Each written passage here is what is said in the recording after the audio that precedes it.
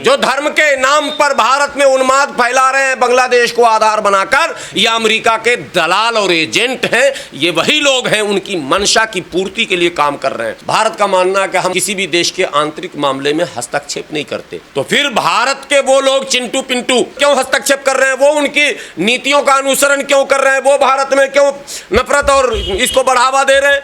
जब आप किसी के आंतरिक मामलों में इंटरफेयर नहीं कर रहे हैं, तो फिर बांग्लादेश में मरने दीजिए हिंदू को, फिर मुसलमान पर क्यों हमले कर रहे हैं? बात समझिए, या तो हम इंटरफेयर करेंगे, खबरदार जो तुमने अल्पसंख्यकों पर हमला किया, खबरदार जो तुमने हिंदुओं को मारा या पीटा, खबरदार जो तुमने मंदिरों पर हमला किया, भारत सक्षम है इस हमले को रोकने में। ये बयान दीजिए ना भाई, भारत सक्षम नहीं है। और ये चिंटू चौधरी पिंटू चौधरी जो है भीख मांगने वाले और कचरा चुनने वाले को मारने में सक्षम है। यही विश्वगुरु बन रहे हैं आप। आज कई हिंदू संगठन सड़क पर उतरे हैं, बांग्लादेश हिंदुओं के समर्थन में उतरना चाहिए, मुस्लिम संगठनों को भी उतरना चाहिए और विपक्ष के नेताओं को भी उतरना चाहिए था, कांग्रेस पार्टी को भी प्रदर्शन करना चाहिए था। बांग्लादेश के हिंदुओं का उतना ही हक बांग्लादेश की ज़मीन पे है जितना बांग्लादेश के मुसलमानों का है। फिलिस्तीन के मजलूमों के साथ खड़े हैं, उनको बांग्लादेश के मजलूमों के साथ भी उतनी ही ताकत से, बल्कि उससे ज़्यादा ताकत से, इसलिए कि ये पड़ोस का मामला था। फिलिस्तीन में जो कुछ भी होगा वो अरब उसका पड़ोसी है, हम पड़ोसी नहीं है। वो सिर्फ सेंटिमेंटल लगाव हमारा है, ये हमारा पड़ोसी भी है और यहाँ सेंटिमेंटल मसला भी है। तो गृह युद्ध कराने की योजना पर चाइना भी काम कर रहा है, अमेरिका भी काम कर रहा है, रसिया को छोड़कर। रसिया इन चक्करों में नहीं पड़ता, रसिया पक्का दोस्त था, लेकिन आज के फॉरेन पॉलिसी में रसिया को किनारे कर दिया भारत ने और कहीं ना कहीं वो अमेरिका के करीब जा रहा। अमेरिका की पॉलिसी पूरी दुनिया के हुकूमतों को अस्थिर करना, कठपुतली सरकार बनाना, ये उसकी ओपन पॉलिसी है। उसने इराक में करके दिखाया, उसने सीरिया में करके दिखाया, उसने यमन में भी करने की पूरी कोशिश की। अगर ईरान और रूस उसमें ना घुसता तो यमन में वो कठपुतली सरकार अमेरिका की होती। वो तमाम जगहों पर ये इसराइल भी अमेरिका का कठपुतली सरकार है, जो नेतन्याहू है। जो अमेरिका हरी झंडी दिखाता वही ये करता है। तो अमेरिका की तमाम दुनिया के मुल्कों में ये कोशिश रहती है कि हमारे मन माफिक, मन मुताबिक की एक सरकार बने। तो क्या वो भारत में कोशिश नहीं कर रहा होगा? तो ये वो लोग जो धर्म के नाम पर भारत में उन्माद फैला रहे हैं, बांग्लादेश को आधार बनाकर, ये अमेरिका के दलाल और एजेंट हैं। ये वही लोग हैं, उनकी मंशा की पूर्ति के लिए काम कर रहे हैं। भारत को अगर विकसित राष्ट्र बनाना है, भारत को अगर विश्व गुरु बनाना है, तो कांधे से कांधा मिलकर, कदम से कदम मिलाकर ही आप आगे बढ़ सकते हैं। अन्यथा लड़कर और किसी को दबाकर और किसी को मारकर और किसी को लूटकर और किसी को भगाकर कभी विश्व गुरु कोई नहीं बन सकता है। बांग्लादेश जितनी तेज़ी से आगे बढ़ रहा था, आप देखेंगे अगले साल फिर रिपोर्ट आएगी, इकोनॉमिकल रिपोर्ट्स भी आते हैं ना भाई, जीडीपी का क्या रहा, ग्रोथ कितना कम हुआ, ज़्यादा हुआ, इस सेक्टर में क्या हुआ, उस सेक्टर में क्या हुआ, रिपोर्टें आती हैं। आप देखेंगे नेक्स्ट ईयर रिपोर्ट आएगी और अभी के 23-24 वाले रिपोर्ट और 24-25 वाले रिपोर्ट को आप लोग एनालाइज करेंगे, मुझे लगता है बांग्लादेश पीछे की तरफ चला जाएगा। क्योंकि जिन जिन देशों में इस तरह की घटना घटती है वो देश पीछे चला जाता है। ईश्वर न करे, अल्लाह न करे कि हमारा देश पीछे जाए। हकीकत में हमको आगे जाना चाहिए। दुनिया की बड़ी आबादी रखने वाला भारत है।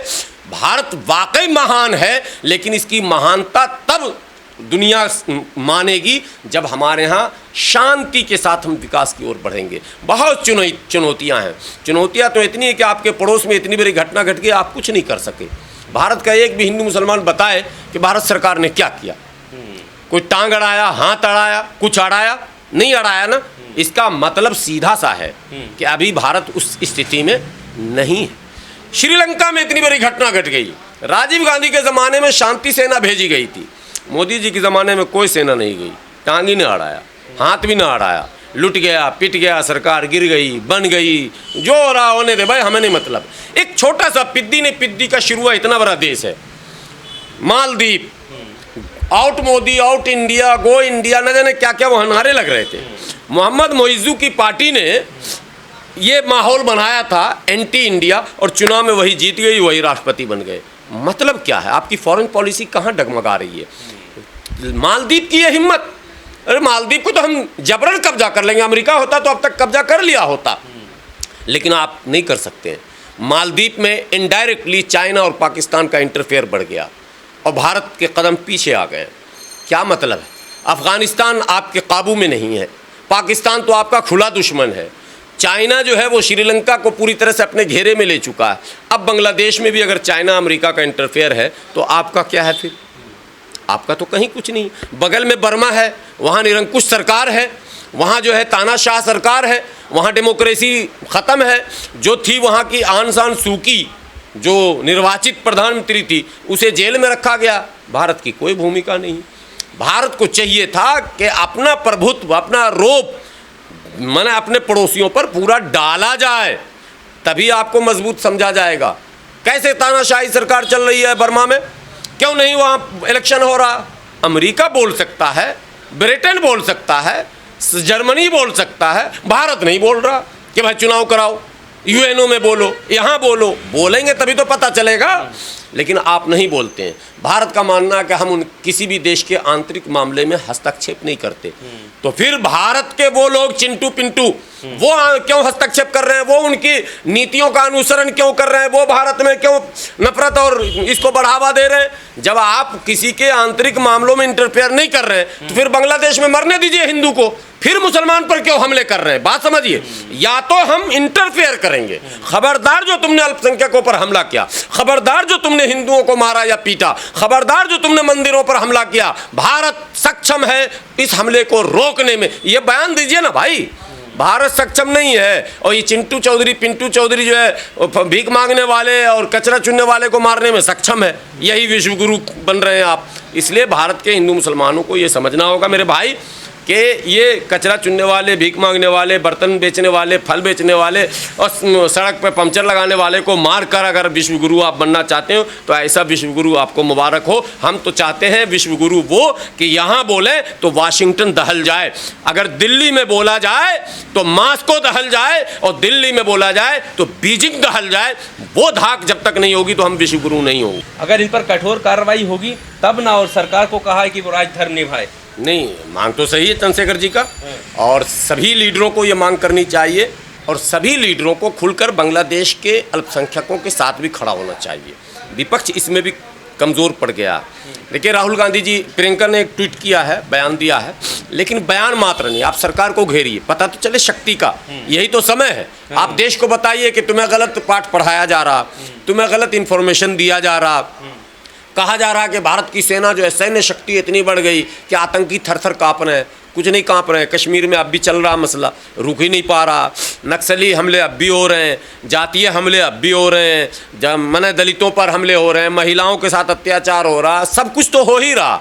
तो फिर आपकी ताकत कहाँ? तो वो विपक्ष के नेताओं को बांग्लादेश के मुद्दे पर भी संजीदगी से, ठीक है सर्वदलीय बैठक आपकी हुई थी, आपने सरकार को ऑथराइज कर दिया था, सारा भारत सरकार के साथ खड़ा, हम भी खड़े हैं, लेकिन आपको अलग भी बैठकर एक पॉलिसी बनानी चाहिए कि सरकार यदि जो अपेक्षा सरकार से है, जो उम्मीदें सरकार से है, अगर उस पर खड़ी नहीं उतरी तो हम क्या बयान देंगे और क्या कर सकते हैं। आज कई हिंदू संगठन सड़क पर उतरे हैं, बांग्लादेश हिंदुओं के समर्थन में उतरना चाहिए, मुस्लिम संगठनों को भी उतरना चाहिए, और विपक्ष के नेताओं को भी उतरना चाहिए था, कांग्रेस पार्टी को भी प्रदर्शन करना चाहिए था। और बांग्लादेश के मुस्लिम संगठन कैसे उतरेंगे? जिस तरीके की नारेबाजी हो रही है तो उससे तो नहीं, आपने मौका दिया नारेबाजी का। मैं तो कह रहा हूँ आप पहल आपको करनी थी, क्विक रिएक्शन। हम क्यों बोल, पहले दिन जिस दिन बांग्लादेश में तख्ता पलट हुआ, मेरा बयान निकाल कर देखिए, पहले दिन से आज तक मैं वहीं कायम हूँ। आप सोचते हैं, समझते हैं, ये क्या मसला? कोई सोचने वाली टीम नहीं तो सलाहकार हमको रख लो, हमको तो दुश्मन बना के बैठे हुए हो। मुस्लिम तंजीमों को आपको भी बांग्लादेश भेज दिया जाएगा जो सामने आओगे। नहीं, बांग्लादेश को ना, बांग्लादेश के हिंदुओं को भारत लाया जाएगा ना भारत के मुसलमानों को बांग्लादेश भेजा जाएगा। जो जहाँ पैदा हुआ, जन्नी जन्मभूमि, जो उनका नारा, हम उसी के साथ खड़े हैं अड़ के। बांग्लादेश के हिंदुओं का उतना ही हक बांग्लादेश की ज़मीन पे है जितना बांग्लादेश के मुसलमानों का है। लेकिन मुस्लिम संगठन अगर पहल करते तो ये जो टेंशन था वो कम हो जाता, ठीक है, और विपक्ष अगर इसको लीड करता तो भी टेंशन कम हो जाता। समझ में नहीं आती सर, जब फिलिस्तीन का मामला होता तो भारत के मुसलमान प्रगतिशील हिंदू सो कॉल्ड जो अपने आप को कहते हैं, वो पूरा धरना, आंदोलन, प्रेस कॉन्फ्रेंस करते हैं, लेकिन जो के हिंदू हैं उनके साथ वो खड़े नहीं होते। ये सवाल मैं शुरू से उठा रहा हूँ कि जो ह्यूमन राइट्स के नाम पर प्रेस कॉन्फ्रेंस होते हैं, धरने प्रदर्शन होते हैं। जहाँ भी दुनिया के जिस कोने में ह्यूमन राइट्स का वायलेशन होता है वो सड़क पर उतरते हैं। उन्हें इसमें भी उतरना चाहिए था। वो लोग जो फ़िलिस्तीन के मजलूमों के साथ खड़े हैं, उनको बांग्लादेश के मजलूमों के साथ भी उतनी ही ताकत से, बल्कि उससे ज़्यादा ताकत से, इसलिए कि ये पड़ोस का मामला था। फ़िलिस्तीन में जो कुछ भी होगा वो अरब उसका पड़ोसी है, हम पड़ोसी नहीं है। वो सिर्फ सेंटिमेंटल लगाव हमारा है, ये हमारा पड़ोसी भी है और यहाँ सेंटिमेंटल मसला भी है। तो यहाँ पहल ज़्यादा नहीं, बांग्लादेश में जो बांग्लादेशी मुसलमान जो हिंदुओं पर जुल्म कर रहा उसके खिलाफ हो रहा, लेकिन हाँ वो तो होना चाहिए, लेकिन उसी में मैंने कहा ना कि उस सोच के लोग घुसते हैं। वो अपना यहाँ भी मस्जिद देख लिया तो कुछ नारा लगा दिया, मदरसा देख लिया तो कुछ लगा। वो तो बेचारे भोले, जिसका आप नाम देते हैं, कितने भोले हैं वो अल्लाह ही जाने। वो उनकी भी जमात बढ़ती रहती है तो वो भी मस्जिद देख के कुछ ना कुछ कर दे बैठते हैं। वो सब तो हरकत उस टाइप के चुटकी भर लोग भारत में भी हैं, लेकिन भारत में अच्छे लोगों की तादाद आज भी बहुत है। विपक्ष यहाँ का अभी भी मुद्दा विहीन है।